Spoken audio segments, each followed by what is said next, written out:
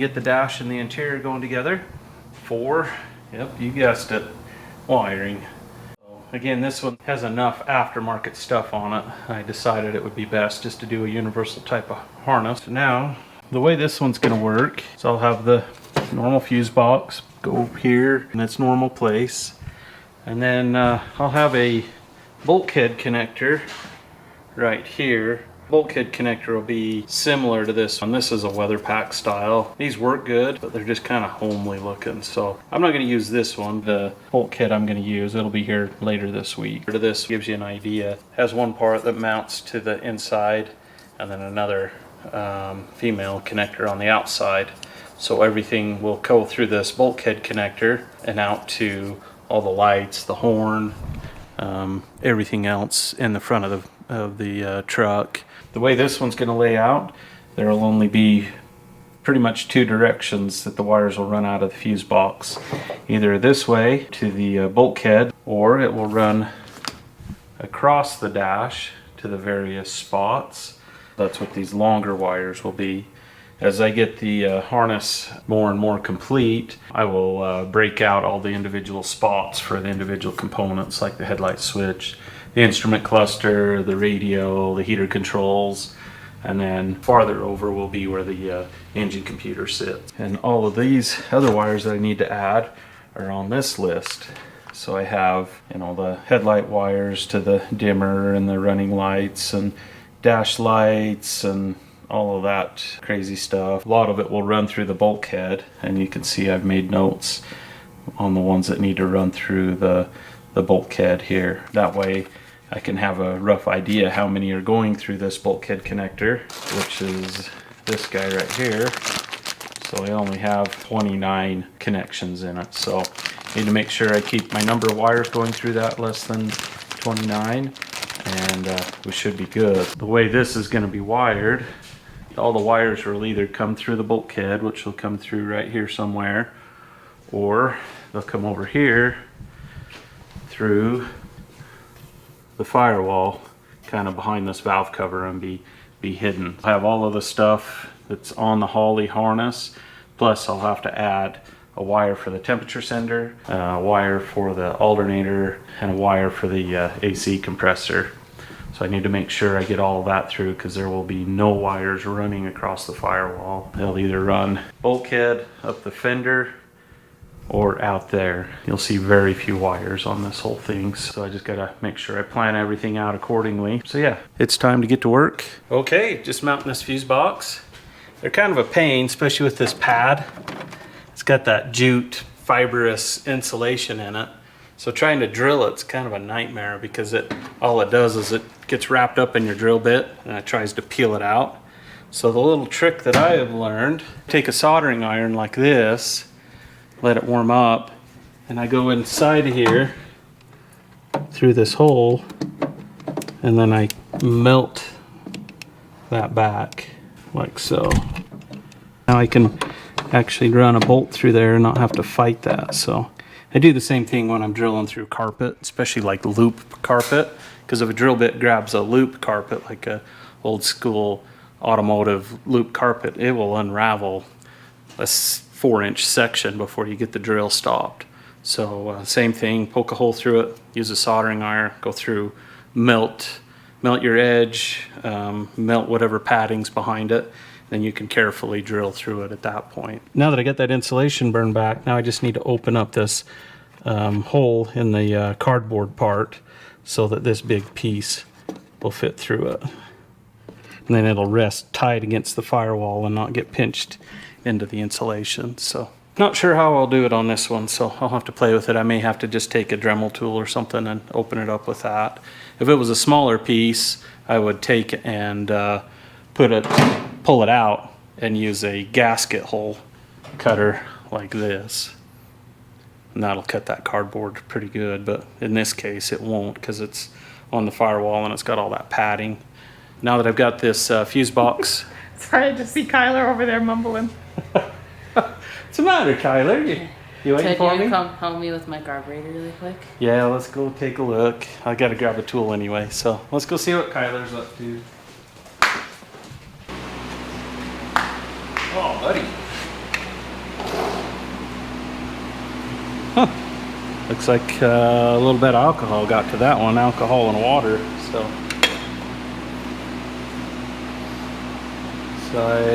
So was this one no power? Yeah, like it wouldn't idle, and then so when you started to go, it would go like bleh. Okay. So we got the main jet here is plugged, and then this is the pilot jet that's also plugged, I'm sure, so since it won't idle. So what we'll do is we're going to pull this out. Let's see if the jet comes out or if the whole emulsion tube. Oh, looks like the whole thing's going to come out. So we'll clean that. So all these little holes, quite a few of these little holes are plugged. This is where it draws air through to mix with the fuel, and then it's about half plugged, so we'll have to fix that. And then Driving it too much, Kyler? No, driving it too little. it's sitting too little or too much, and when they're not running the fuel out of it, so that little bit of alcohol that's in the fuel sits in there and eats everything up. So we'll get this cleaned up.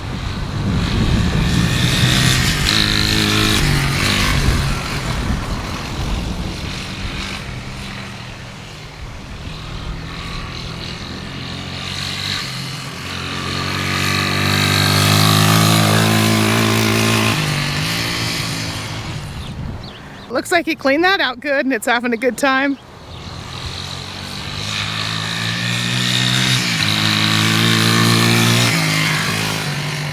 New parts showed up. We have the engine management system from Holley. So this one will control the trans. So there's the trans harness and the engine harness.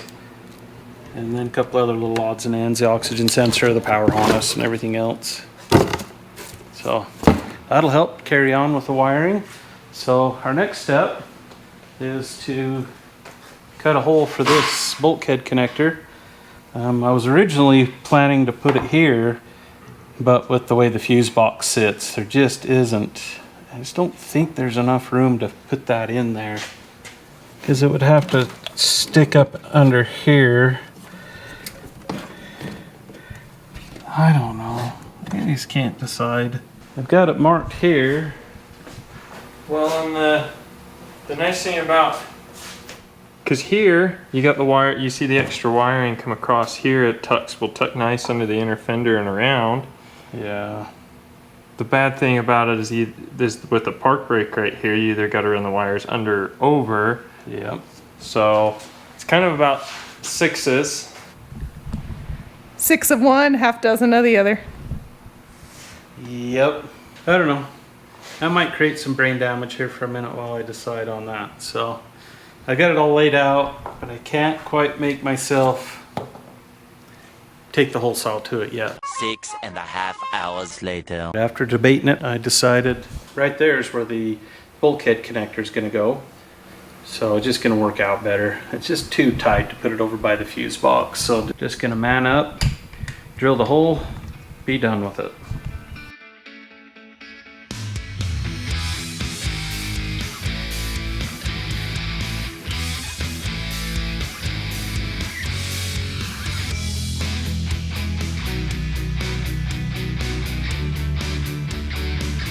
Been sitting here for what feels like 3 days.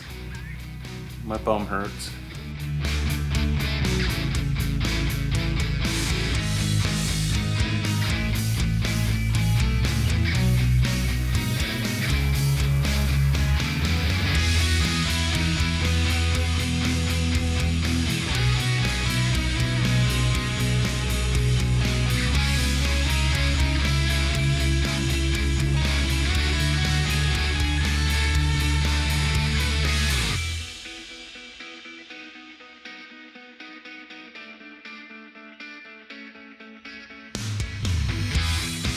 Got these wires all pinned into this connector.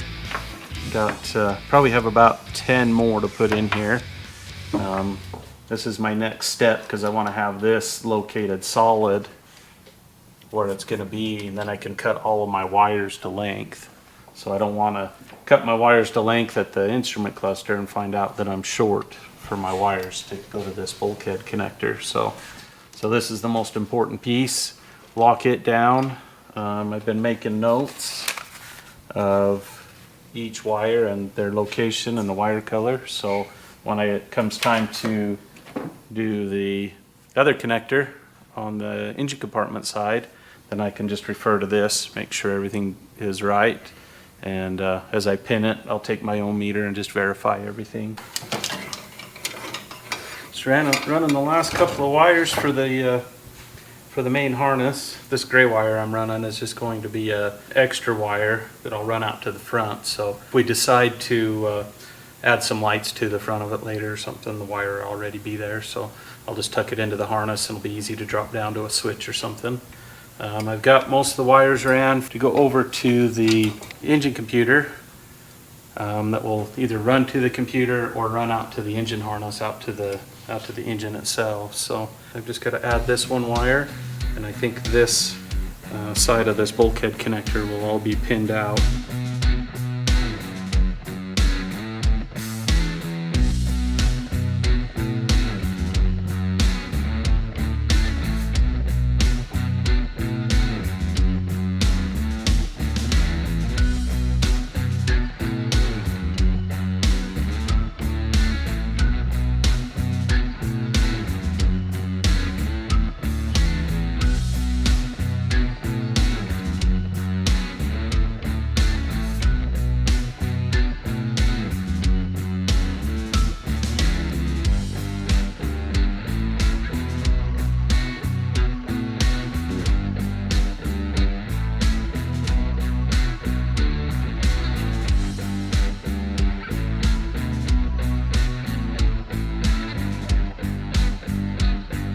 After about a week of work, just about got everything laid out on this harness. So starting at the front, this is the fuse box for the engine controls.